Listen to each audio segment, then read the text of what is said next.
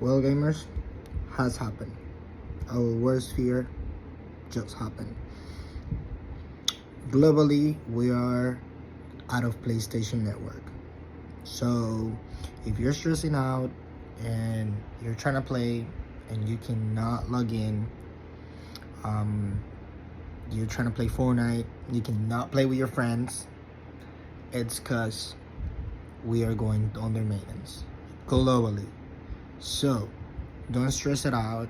I speak with PlayStation. They say it can take up to 3-4 hours depending on your location. Some locations might get it faster, some locations might get it later. But just reset your PlayStation and reset your network.